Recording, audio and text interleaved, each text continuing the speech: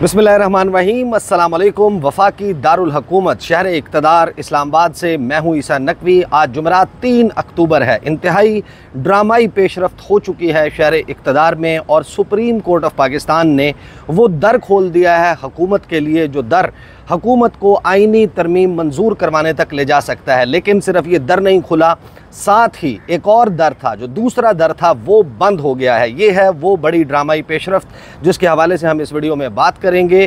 13 वोटों का बड़ा झटका जो है वो हुकूमत को लग चुका है और अब हुकूमत जो है वो किस तरीके से और क्यों कर नंबर पूरे कर पाएगी, क्या फ्लोर क्रॉसिंग होगी, ये वो सरप्राइजिंग मोमेंट्स हैं जो आने वाले दिनों में आपको शहर इक़्तिदार से इसके हवाले से मैं आगाह करता रहूँगा। लेकिन आज की दो अहम डेवलपमेंट्स हैं। एक है सुप्रीम कोर्ट ऑफ पाकिस्तान से डेवलपमेंट हुई और फिर इस्लामाबाद के सेक्टर G6 में होने वाली एक प्रेस कॉन्फ्रेंस जिसने मंजरनामा यकसर तब्दील कर दिया है। दोनों के बारे में बात करेंगे। एक बात मैं आपको आगाज़ में बता दूं कि जो सुप्रीम कोर्ट ऑफ पाकिस्तान में जो केस था, उस केस के दौरान क्या कुछ हुआ, तहरीक इंसाफ के वकील बैरिस्टर अली ज़फ़र ने क्या किया और जो निटिग्रिटीज़ हैं, जो डिटेल्स हैं, उसके ऊपर मैं सेपरेटली एक वीडियो में जो है वो बात करूँगा इसके बाद आने वाली वीडियो में। लेकिन अभी ज़रा सिर्फ मैं आपके सामने वो ख़बर रख देता हूँ जो सुप्रीम कोर्ट ऑफ पाकिस्तान के 63A की तशरीह के हवाले से जो रिव्यू पिटीशन थी, उसके ऊपर जो रिव्यू एक्सेप्ट करना है वो किस ज़मीन में हुआ है। और उसके बाद हुकूमत जो बड़ा कॉन्फिडेंट थी कि बस अब तो जो है वो बड़ा आसान हो जाएगा रास्ता, उसके लिए कैसे मुश्किलात का पहाड़ खड़ा होना शुरू हुआ है। लेकिन ये मुश्किलात भी अबूर करना नामुमकिन नहीं है, लेकिन क्लोज टू इम्पॉसिबल जो है वो एक सिचुएशन इस वक्त शहर इक़्तिदार में क्रिएट होती हुई दिखाई दे रही है। उसके बारे में ज़रा बात कर लेते हैं। पहले मैं आपको बता दूं कि सुप्रीम कोर्ट से आज क्या फ़ैसला आया और फिर हम बात करेंगे कि 13 वोटों का झटका हुकूमत को कैसे मुमकिन तौर पर लग सकता है और इसको अवॉइड करने के लिए हुकूमत को मुमकिन तौर पर क्या करना पड़ सकता है। सबसे पहले तो सुप्रीम कोर्ट ऑफ पाकिस्तान से खबर आपके इल्म में होगी, किसी ने टक्कर की सूरत में, किसी ने जो है वो व्हाट्सएप के ऊपर मैसेज की सूरत में, या किसी ने डिटेल्ड खबर या व्लॉग के ज़रिए शायद आप तक पहुंच चुकी हो कि सुप्रीम कोर्ट ने आर्टिकल 63A से मुतल्लिक फ़ैसला जो है वो कलअदम करार दे दिया। यानी कि वो फ़ैसला जो इससे पहले किया गया था जस्टिस उमर अता बंदियाल, जस्टिस एजाजुल एहसन और जस्टिस मुनीब अख्तर का जो मेजॉरिटी जजमेंट था 63A की तशरीह के मामले का, जो सदर पाकिस्तान ने सवालात की सूरत में आर्टिकल 186 को इस्तेमाल करते हुए सुप्रीम कोर्ट को भेजा था कि ये बताएं फ्लोर क्रॉसिंग, हॉर्स ट्रेडिंग, ये इसका रास्ता रोकने के लिए क्या है। तो उस वक्त ये फैसला सुनाया गया था, ये तशरीह जो है वो की गई थी सुप्रीम कोर्ट ऑफ पाकिस्तान की तरफ से कि जो 63A है उसके मुताबिक, आइन के मुताबिक, आइन की मंशा और आइन की रूह के मुताबिक जो भी मेंबर पार्लियामेंट, कौमी असम्बली, सेनेट या फिर सूबाई असम्बलियों का वोट डालेगा पार्टी की पॉलिसी के बरखिलाफ, पार्लिमानी पार्टी की लीडर के जो पार्लिमानी पार्टी के लीडर हैं उनकी जो दी हुई इंस्ट्रक्शंस और लाइन है उसके ख़िलाफ़ वोट डालेगा। ना सिर्फ ये कि उसके ख़िलाफ़ पार्लिमानी लीडर एक रेफरेंस लाकर उसको नाअहल करार दे सकता है, बल्कि जो उसका दिया गया वोट है इंतहाई अहम मामलात पर, जिसमें आइनी तरमीम का मामला है, जिसमें बजट का मामला है, जिसमें वज़ीर-ए-आज़म के इंतखाब का मामला है, जिसमें वज़ीर-ए-आज़म के ख़िलाफ़ अदम एतमाद की तहरीक का मामला है, तो इन सूरतों में वो पार्टी पॉलिसी के ना सिर्फ ये के ख़िलाफ़ वोट नहीं डाल सकता, उसको नाअहली भुगतना पड़ेगी, बल्कि उसकी जो मेंबरशिप है वो भी कैंसिल हो जाएगी और उसका वोट भी काउंट नहीं होगा। तो एक तरीके से हॉर्स ट्रेडिंग का, फ्लोर क्रॉसिंग का रास्ता मुकम्मल तौर पर रुका हुआ था। लेकिन आज जो है वो फ़ैसला जो दिया गया था उमर अता बंदियाल की सरबराही में, उस फैसले को जस्टिस काजी फ़ाइज़ ईसा की सरबराही में 5-0 से मुअत्तल कर दिया गया है, कलअदम करार दे दिया गया है, उसको नल एंड वॉइड कर दिया गया है। चीफ जस्टिस पाकिस्तान काजी फ़ाइज़ ईसा की सरबराही में यह 5 रुकनी बेंच, लार्जर बेंच, उसने आइन के आर्टिकल 63A की तशरीह से मुतल्लिक नज़र सानी अपीलों के ऊपर समाअत की। पाकिस्तान तहरीक इंसाफ की जानिब से बैरिस्टर अली ज़फ़र ने दलाइल दिए, लेकिन बाद में उन्होंने बेंच की तश्कील पर एतराज़ उठाते हुए समाअत का हिस्सा बनने से इनकार कर दिया। पाकिस्तान पीपल्स पार्टी की तरफ से इस वक्त जो है वो फ़ारूक एच नाइक ने दलाइल दिए सुप्रीम कोर्ट ऑफ पाकिस्तान में। चीफ जस्टिस ऑफ पाकिस्तान ने नज़र सानी अपील का फ़ैसला सुनाते हुए कहा कि सुप्रीम कोर्ट बार एसोसिएशन की जो नज़र सानी अपील दायर की थी मुतफ़िक़ा तौर पर मंजूर की जाती है, केस का तफसीली फ़ैसला बाद में जारी किया जाएगा। चीफ जस्टिस काजी फ़ाइज़ ईसा ने कहा कि आर्टिकल 63A की तशरीह के केस पर जस्टिस मज़हर आलम जो हैं उनका इख्तलाफी नोट 30 जुलाई को आ गया था। जबकि बेंच की अक्सरियत ने तफसीली फ़ैसला 14 अक्टूबर को जारी किया। जस्टिस मज़हर आलम जो हैं उनको अपनी ज़िम्मेदारियों का एहसास था, यानी कि एक तरीके से चीफ़ जस्टिस ने जो पहले बेंच था उसके ऊपर यह एतराज़ भी उठाया है कि अगर वो बर वक्त अपना तफसीली फ़ैसला भी जारी कर देते तो फिर जो रिव्यू है वो रिव्यू भी टाइमली फ़ाइल हो जाता। जस्टिस जमाल मंदोखेल ने इसमें रिमार्क्स दिए कि अक्सरती फ़ैसले में कहा गया कि वोट डालने और शुमार होने में फ़र्क है। क्या आइन में वोट डालने और शुमार होने का फ़र्क लिखा हुआ है? फिर एडिशनल अटॉर्नी जनरल जो हैं उन्होंने अदालत को बताया कि आर्टिकल 63A पर फैसला तजादात से भरपूर है। एक तरफ कहा गया वोट बुनियादी हक है, साथ ही बुनियादी हक पार्टी की हिदायत पर ख़त्म भी कर दिया गया। पीपल्स पार्टी के जो वकील हैं फ़ारूक एच नाइक, उन्होंने कहा कि हस्बा बिल केस के मुताबिक रेफरेंस पर राय मांगी, राय जिसने मांगी उस पर राय की पाबंदी लाजिम है।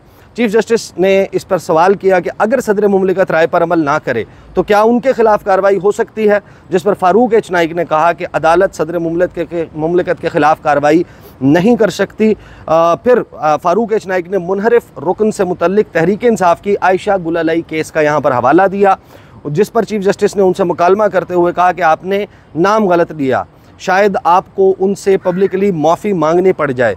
जस्टिस जमाल मंदोखेल ने रिमार्क्स दिए कि ये गुलालाई पश्तो का लफ्ज़ है जिसका मतलब भी देख लें।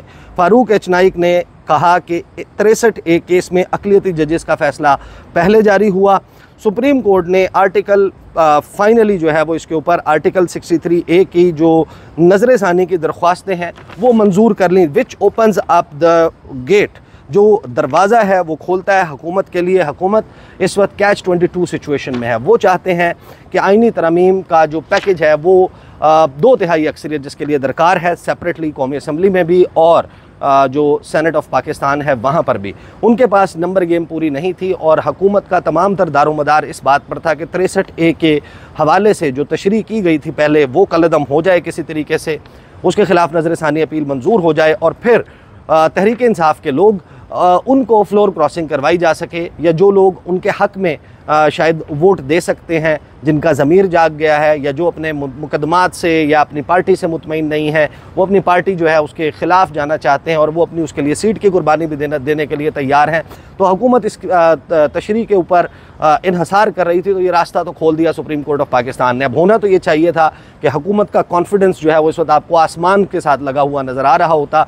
हुकूमत जो है उसको जो नंबर दरकार हैं 211 उनके पास नंबर था, उसके बाद समीना खालिद घुरकी का फ़ैसला जो है जो उनकी सीट है वो प्लस होती है और फिर जो मखदूम साहब हैं साउथ पंजाब से उनकी सीट ऐड होती है, 2 नंबर्स और आ जाते हैं। तो टेक्निकली हुकूमत के पास 213 नंबर मौजूद है कौमी असम्बली में और 8 मौलाना फजल रहमान के लोग हैं, जिसका मतलब यह है कि 221 3 वोट दरकार थे हुकूमत वक्त को कौमी असम्बली में 2/3 अक्सरियत पूरा करने के लिए, और ये 3 नंबर मैनेज करना इस फैसले के बाद कोई मुश्किल बात नहीं है, अचंभे की बात नहीं होगी।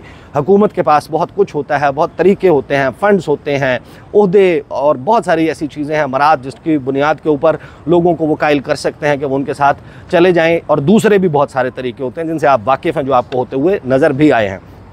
फिर उसके बाद आ जाएँ सेनेट ऑफ पाकिस्तान में। सेनेट ऑफ पाकिस्तान में 64 नंबर दरकार है इस वक्त आइनी तरमीम को पास करने के लिए, और नंबर गेम यह है कि 54 लोग हैं हुकूमती इत्तेहाद के पास। 5 मौलाना फजल रहमान के अगर शामिल कर लिए जाएँ तो ये 59 बनते हैं, 3 शामिल कर लिए जाएँ ML वली ख़ान के तो ये 62 बनते हैं, और उसके बाद 2 लोग मेंगल साहब की जो पार्टी है, अख्तर मेंगल की पार्टी, अगर उनके शामिल हो जाएं तो फिर उनके पास नंबर पूरा होता है, वो शामिल होने को तैयार नहीं, तो यहाँ पर भी 63A के ऊपर इन्हसार किया जा सकता था। तो ये है वो सारा बैकड्रॉप जिसमें हुकूमत के लिए आज एक रास्ता खुल गया, लेकिन साथ ही हमने देखा यहाँ से फ़ैसला आया सुप्रीम कोर्ट ऑफ पाकिस्तान से, और उसके बाद वो जो दर था, एक दर 13 वोटों वाला दर, वो बंद हो गया है।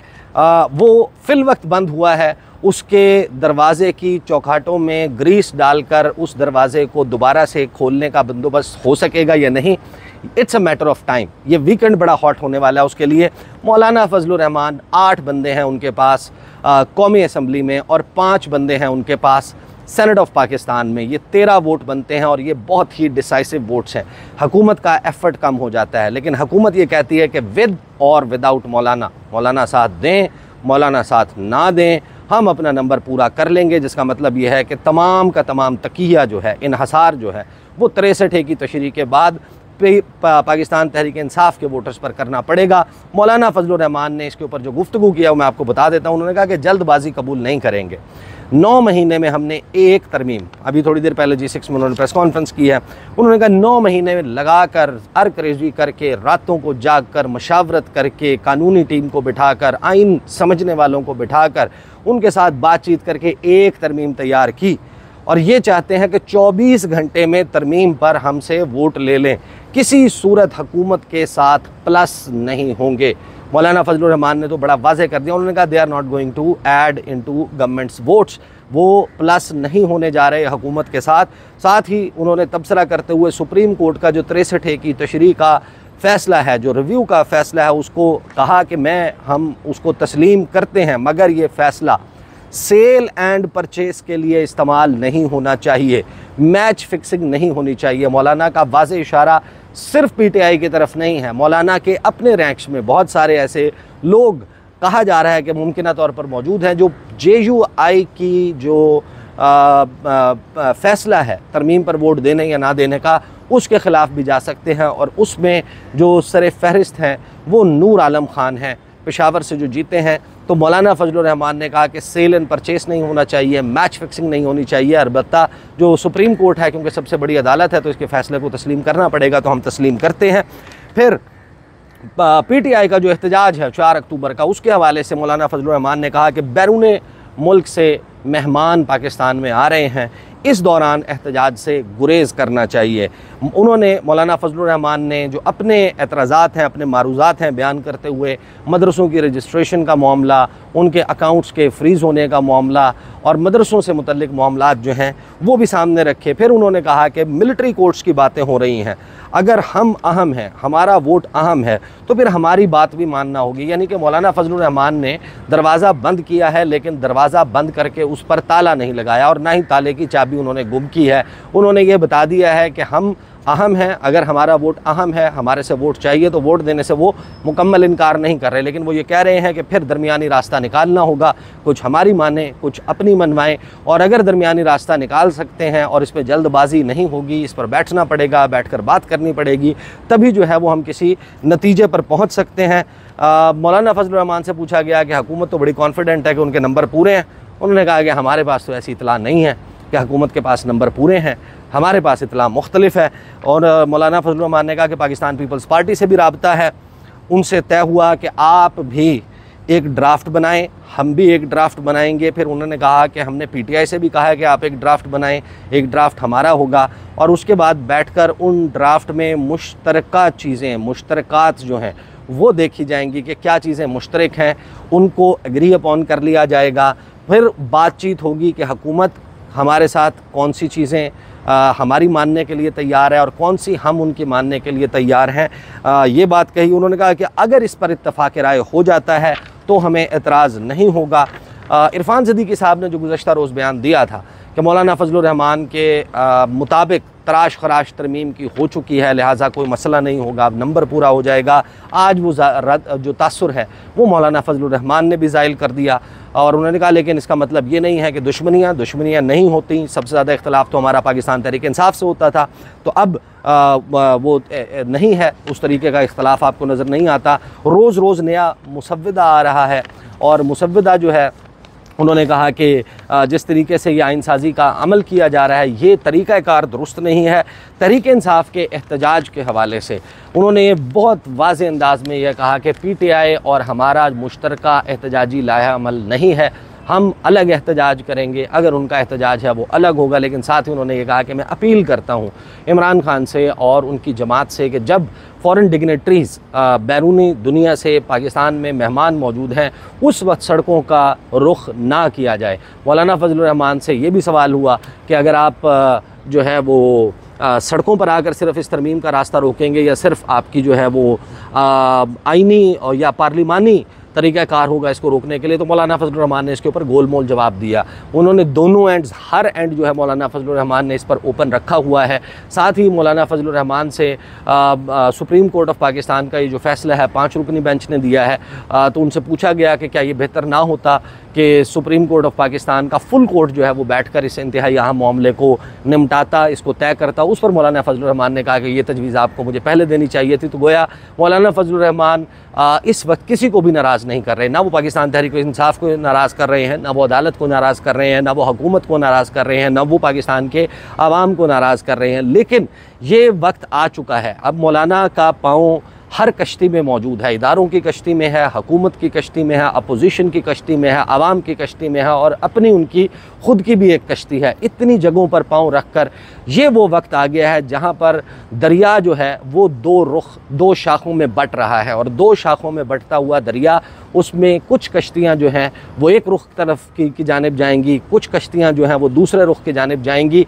तो जो शख्स जिसके पाँव हर कश्ती में होंगे वो जो है सरवाइव नहीं कर सकता।